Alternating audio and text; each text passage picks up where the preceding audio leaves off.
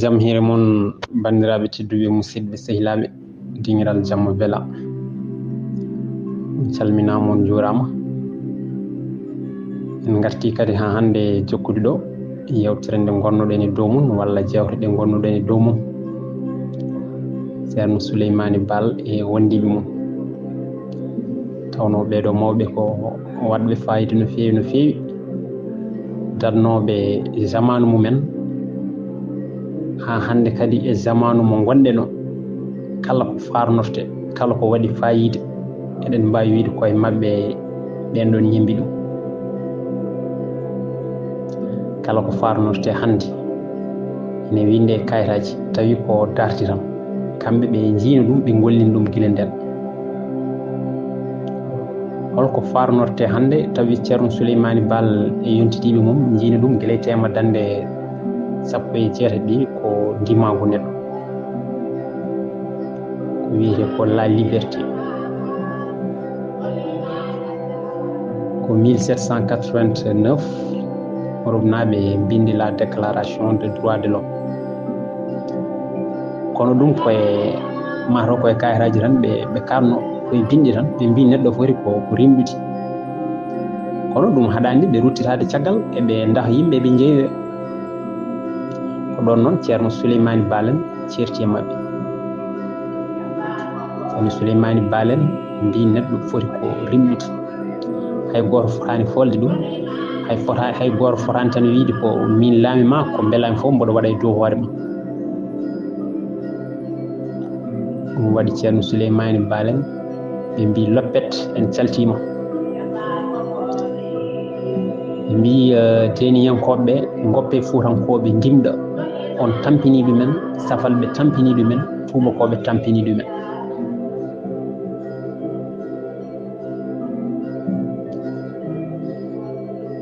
toɓɓere ɗimmere nde ko wiyete ko hande démocratie ɗum kadi ko ceerno Souleymany Baal gaddi ɗum wiide hankkadi gasi wona doole dokkata laamu wona jibinande rokkata laamu wona ngaalu rokkata laamu ko rendo hoolare rendo rokkata laamu ɗum tan firti démocratie woni ko rendo jogui doole kañum lamminta kañum ittata ɗum woni ko ceerno Souleymany Baal mbanno guila e tema dande 16 sa ƴeewi kadi toɓɓere tata biɗo koɓe mbiyata ko hande la bonne gouvernance ɗum kadi ko ceerno Souleymany Baal gaddi ɗum wiide sa laamima oto laamono hoore ma tan ɗum ina haaɗa sa laamima yo jawdi ma ƴeewe oto nokku jawdi rendo mbatta jawdi hoore ma walla jawdi leñol ma sa laamima ya hollo yimɓe no laamoriɗa jawdi mumen holto mbaɗɗa ɗum holno liggoriɗa ɗum ɗum woni ko mbiyata ko hande la bonne gouvernance ɓe gaddi kadi ko wiyete ko créyi manam woni kala mennoɗo laamade alɗi ha yiitini nodde namde holto ngaalu mum ngu ummi natanoɗa nde andira ko nguɗo ngaalu holno jomum waɗi ha albita ɗum woni ko ceerno Souleymany Baal kuule mum ɗe adduno manam kala laamotoɗo yo jawdi makko ƴeewe so ndi jawdi ndi neno fuɗɗo hewde noddemo mbaɗon audit ɗum ko ceerno Souleymany Baal gaddi ɗum ɗum noon en gari waddude yewtere wattidinde e wondiɓe ceerno Souleymany Baal ceerno Souleymany Baal ko gorko julɗo nonɗuɗo jankiniɗo gandu mawɗo kewɗo pinal ko neɗɗo gongiyante saliɗo laamu ngu gandanɗa ko rona roni tan laamu ngu gandanɗa ko ɓeɗo tan no gonnata e jappere kañumen tan laamoro ɗum omo sali ɗum wannomo addude kuule ɗe odduno ñande hen ɗe kuule kadi ɗe gandanɗa jaaduɗo e neɗɗagal jaaduɗo kadi ha hande e gurdam rendo gurdam kadi ha hande leydi mabɓe ndi tawi kadi ene kuule ɗe nganndanɗaa hoore ma ngalaa muñan, kuule kadi ɗe nganndanɗaa hoore ma ko celiiɗe kala tooñange e ko wayi noon.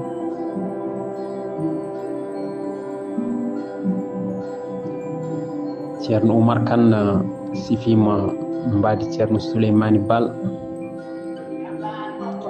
O wi ceerno Souleymani Baal ko njool, ko ɓaleejo haw yuumɗi, ko jom doole, jom hinere naakiinde. O haali kadi jikkuuji ceerno Souleymani Baal. O wi ceerno Souleymani Baal ko baawɗo haala, belɗo haala, kadi daande laaɓtunde ceerno Souleymani Baal jogii. Ko jaambaaru no feewi. Jaamaraagal ngal yehi ni haa mbiya ko ŋaɗɗo. On woni ceerno Souleymani Baal. Ko mbi Racine Samba Boucar. Racine firtata e ɗemngal arab ko gonɗo e laawol peewal. Yummakko ko Maymuna Yumma Dieng Lamine.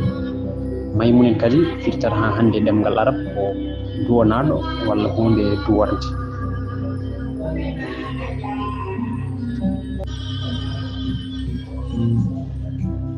Hannde eɗen jokka e wondiɓe ceerno Souleymani Baal e nder yewtere wattindinde. Tawi kalten ɗo ko Eliman Dimat, Eliman Boubacar Kane. Jubben seeɗa tan e haaldemo ɗo seeɗa. Eliman Boubacar Kane mo Dimat, o yalti koye hamme juuɗo kan. Eliman Boubacar ko ɓi Saydou, Saydou ko ɓi Boubacar, Boubacar ko ɓi Huntu, Huntu ko ɓi Racine, Racine ko ɓi hamme juuɗo kan. Yummakko ko Kumba Hule Jiggu to Jiggooɓe Mboyo. E jibinaa ko hedde 1721, o sanki ko 12 mars 1851. O juuri nguurdam no feewi, ko wuri fodde duuɓi 150. O wumi omo yaara e duuɓi 62 1803. Hare Jaalo Waali 1842, omo yaara e duuɓi 121. Kono noon musidɗo men Oumar Ibra Kane wi walde Jaalo Waali wanno ko e 1820. kono noon e professeur Oumar Kane kañum wi walde nde waɗi ko 1842. e nden ɗon walde Jaalo Waali ɓi ko biyeteeɗo Karas Kane o koye nden walde heddi. Eliman Boubacar Kane ko gorko jambaɗo cuusɗo kewɗo gandal, ko ƴoƴƴo deeƴƴo. O walli kay lidde laamu deniyankoɓe nde o yantini tooro e laamu toroɓe. to adan ɗo o jooɗino ko dimmadde rewo Saragani. caggal ɗum o tacci maayo o jooɗoyi hakkunde Agnam Tongel e Gati. ɗon nene makko sanki Kumba Hule Jiggu, on woni mo mbiyata o Geeji Kumba. o janngidi kay e Almami Abdoul Gadir Kanen e ceerno Souleymani Baal en toppir.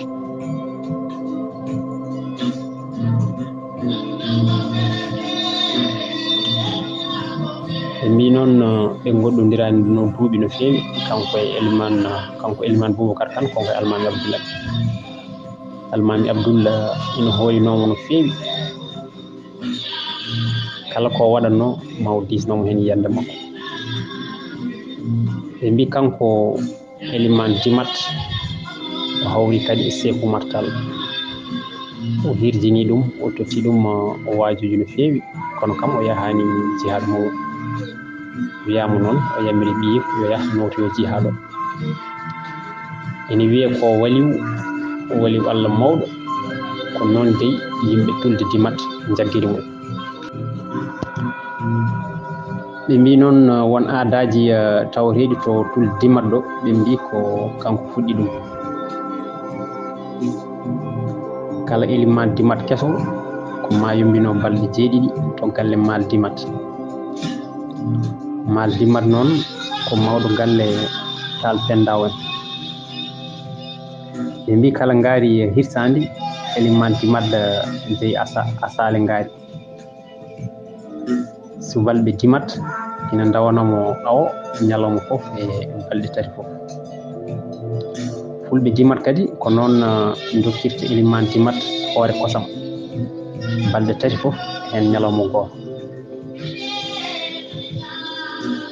Kala fuɗɗode dabbunde pullo fof rokkat jawdi dammol eliman dimat, ɗum wiyete ko dammol eliman dimat. Hitaande fof mawɗo galle fof rokkat cengalal butali, ɗum wiyete ko gafakke puccumo. So waalo soñama galle fof rokkat jeewo eliman dimat muuɗi 10 gawri walla condi gawri e litere nebam keccam, ɗum wiyete ko bottari makko. So subalɓe mbari nooro laatiki ko eliman dimat jeyi.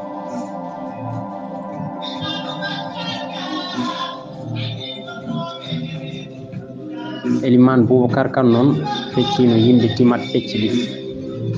En feccere wiyete ko ngallu, nde feccere wiyete ko fakkar.